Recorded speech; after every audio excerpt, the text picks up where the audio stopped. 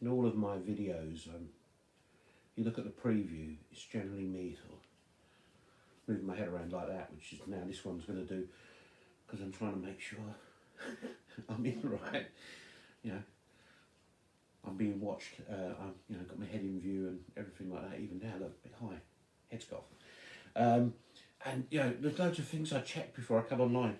It's things like I get, because I have quite a few allergies, like dust and stuff. So in the mornings, I have to make sure there's no sort of bats hanging out the cave and that type of thing. Anyway, sorry, get a bit distracted as well.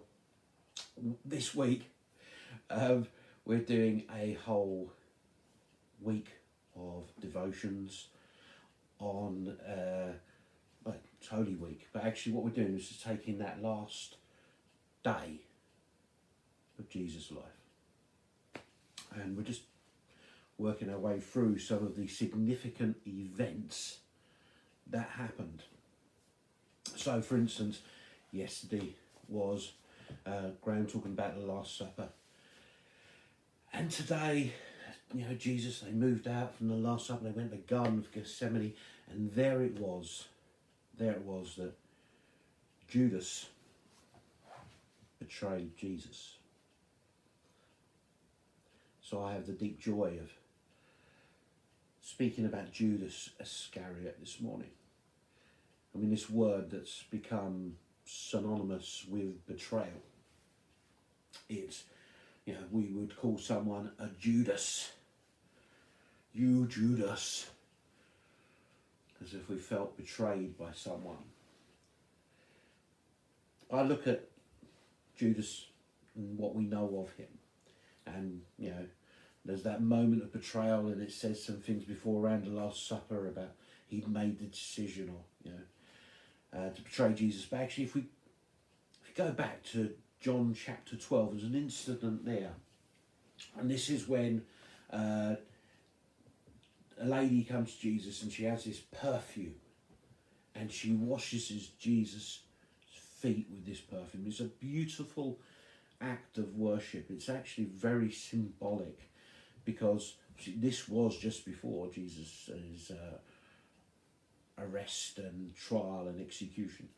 And so within that symbolic moment when this lady is anointing Jesus for this, what is ahead of him, Judas is in there going, what is she doing? That perfume, we could have sold that, give it to the poor. You think, And John says, he says that because he had his hands in the pie all the time, he was a thief, is actually the word John uses in that. And that's the thing that made me think, when I think about Judas and I think about betrayal, it doesn't start, it's not an event. Judas didn't betray Jesus in Gethsemane. The betrayal had started long before then. The betrayal had started when he decided that money was actually, he had a chance here of getting, a bit of money out of this. Betrayal occurred when he started questioning, well, what's Jesus really about? Shouldn't he be doing this? Shouldn't he be doing that? His betrayal started before. This is the deal.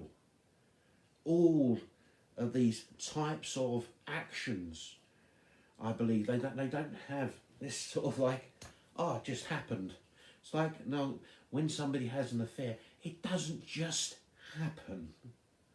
Okay? This is something that starts previously.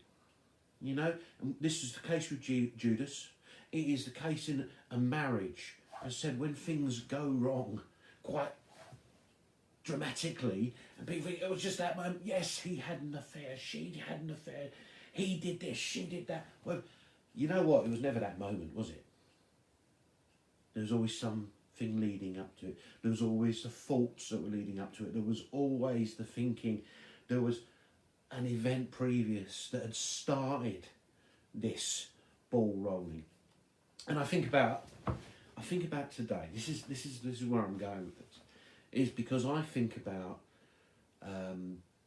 a people, us, coming out of a pandemic, We are, yesterday people were allowed to meet each other outside.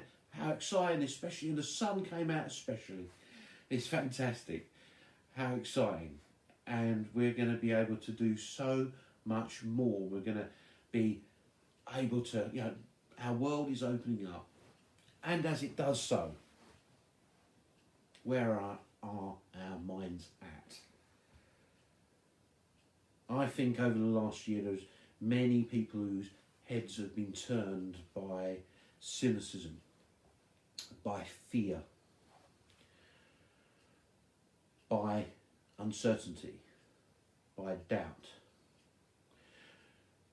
It is so easy, especially in our media-driven, social media-driven world, for our heads to be turned by things which actually, to be perfectly honest, they lead to death.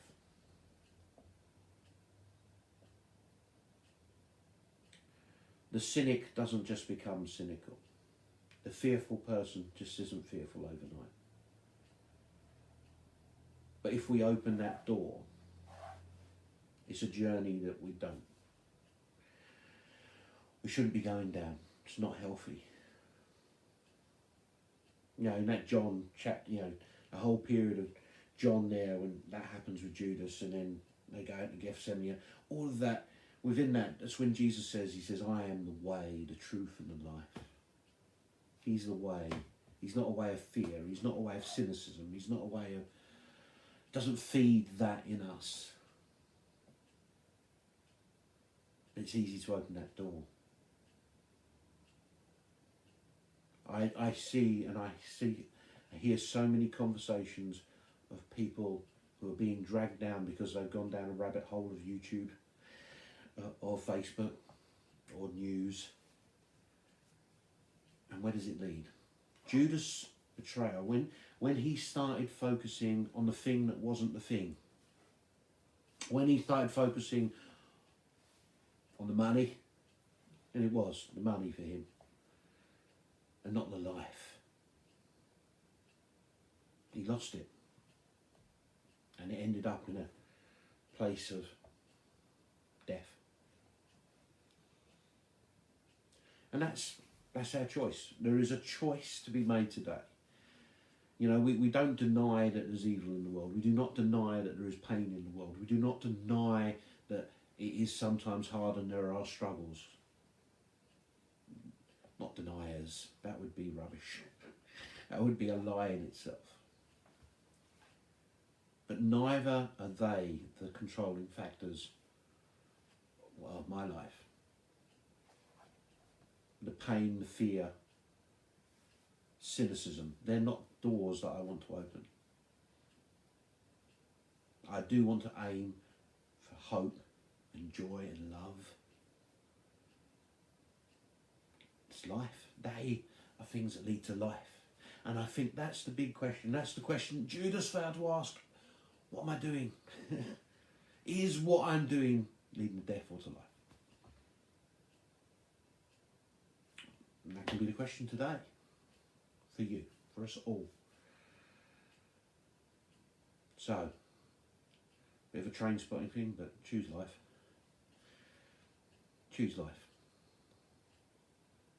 Don't open the door to something that's going to bring you down and tear you down and destroy you. Shut the door, and if you've opened that door, shut it now. Aim for life. Aim for hope. God bless. I'll be seeing you on Thursday.